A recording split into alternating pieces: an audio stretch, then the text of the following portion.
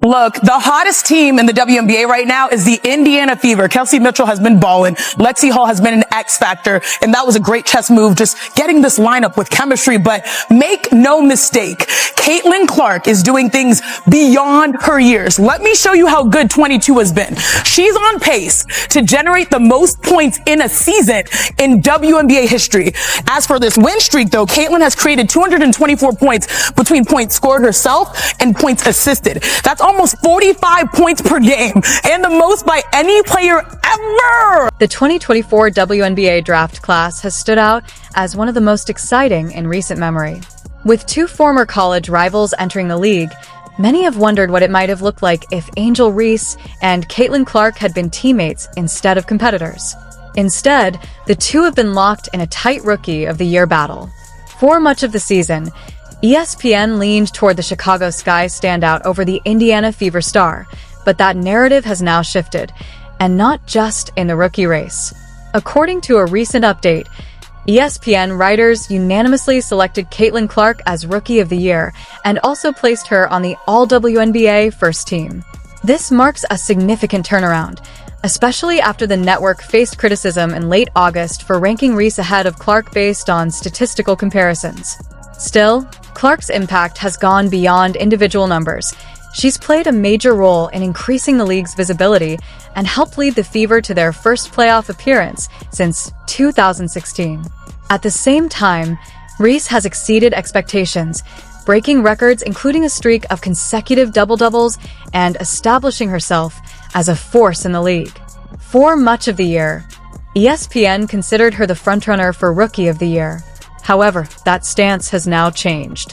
After previously listing Reese at number 1 and Clark at number 2 in an August 29th ranking, ESPN appears to have reassessed.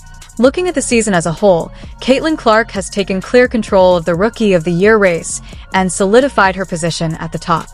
The momentum really shifted after the Fever vs. Sky matchup on August 31st. Not long after that game, Angel Reese's season was cut short due to a wrist injury, and the general opinion now favors the Indiana Rookie as the likely winner of the award.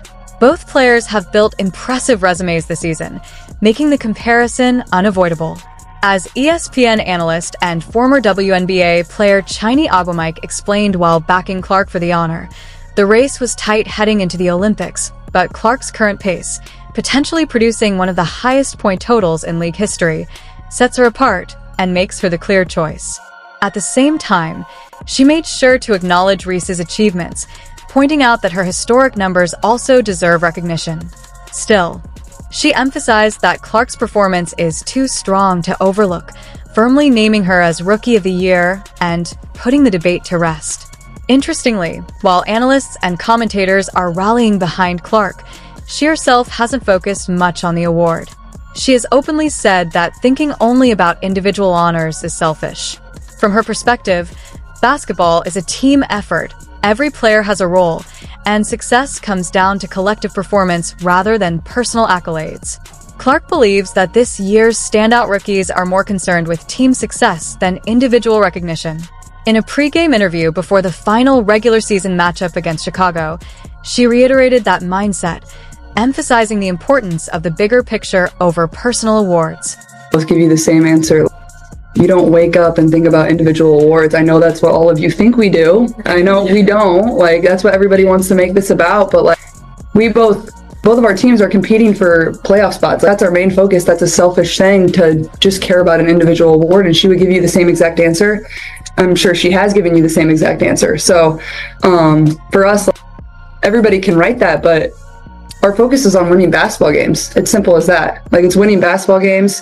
And that was the same story for us when we were in college. If you're playing basketball to win individual awards, no matter what level you're at, you're doing it wrong. And that's not fun, and that's not being... With award announcements approaching, Caitlin Clark appears far more focused on leading her team deep into the playoffs, something the franchise hasn't achieved in nearly a decade. Individual honors may come and go, but her main priority is figuring out how she can contribute to winning and help her team succeed when it matters most. There are thousands of people on social media who are questioning this injury. There are thousands of people on social media who are claiming that this Angel Reese injury is fake, or as Donnie Brasco would call it, a fugazi. Angel Reese's wrist injury has taken an unexpected twist, with new developments catching fans off guard and sparking excitement. At the center of all the buzz is Caitlin Clark, as behind-the-scenes details begin to emerge that many find surprising and hard to believe. Now, is there legitimacy to these claims? Would Angel Reese actually fake an injury? Would Angel Reese prematurely end her rookie season to spare herself the embarrassment? Angel Reese now finds herself at a pivotal moment in her career, while Caitlin Clark's trajectory continues to rise. It feels like a real-life sports storyline playing out. One player facing uncertainty, the other gaining momentum. For Reese, the big question is whether this injury will set her back or ultimately become a turning point that leads to an even stronger comeback.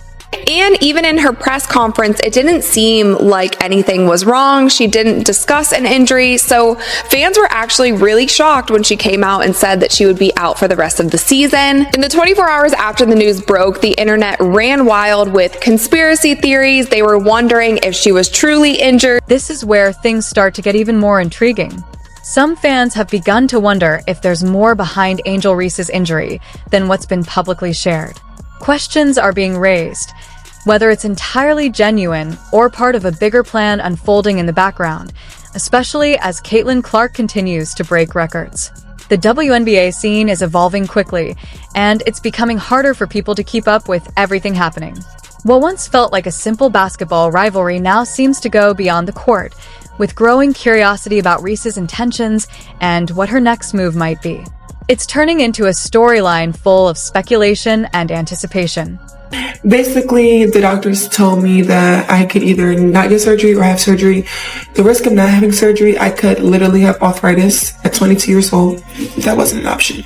The bone could literally crack and literally completely shatter. Right now, it's like a hairline, literally a hairline, like shatter, not even that big, but they're gonna put like a small little screw in it. It all goes back to the moment Angel Reese hit the floor, a moment that quickly turned into a major talking point across the WNBA.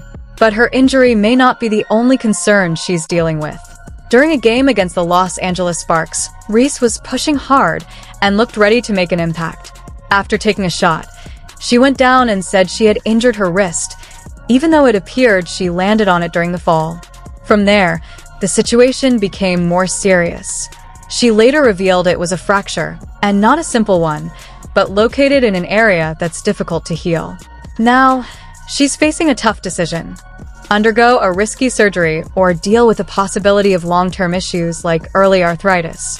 For someone just 22 years old, it's an incredibly difficult choice to have to make. Angel's a poor shooter of the basketball. I don't know any other way to say it. She's just a poor shooter. And the Chicago Sky, at best this season, will be the 8th seed in the playoffs and probably get smoked by the Liberty first round. So what's the point? There haven't been many clear, official updates about the injury, which has only fueled speculation among fans. With limited details available, people are naturally wondering if there's more going on behind the scenes. At the same time, it raises questions about the Chicago Sky. Normally, losing a key player would significantly impact a team's performance. Yet in this case, the Sky have managed to carry on relatively unchanged, continuing to compete whether Angel Reese is on the court or not. I also think it's going to be interesting to see how the Chicago Sky runs specifically their offense without Angel Reese on the court, because one thing that they have focused on this entire season through wins and losses is feeding the ball through Angel Reese. The offense has pretty much gone through her the majority of the season. It has worked in their favor in some ways, and it has caused some losses in some ways. And I also think that a player like Camila Cordosa, who was the number 3 pick in the WNBA draft, she has been pushed to the side, and Angel Reese has been in that spotlight. WNBA analyst Nancy Lieberman believes Caitlin Clark deserves the same level of respect as legends like Michael Jordan. She argues that Clark's growing influence, highlighted by her record-breaking Nike deal and rising popularity, is similar to the impact Jordan once had on basketball. Lieberman suggests that criticism toward Clark may be driven more by jealousy than performance, pointing out that even icons like Jordan and Tiger Woods faced similar reactions early in their careers.